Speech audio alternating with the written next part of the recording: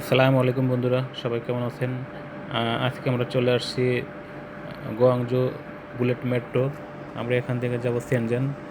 আর Shenzhen এই হচ্ছে bullet মেট্রোর স্টেশনের ভিতরের দৃশ্য। এই হচ্ছে আমরা লাইনে আছি, টিকিট কেটে ভিতরে ঢুকলাম। এই হচ্ছে লাইন।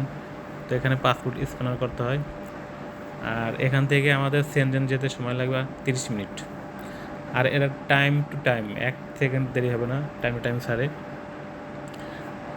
আর এটা হচ্ছে ঘন্টায় 375 কিলোমিটার দেখলাম যে চলে, 375 কিলোমিটার 1 ঘন্টায়।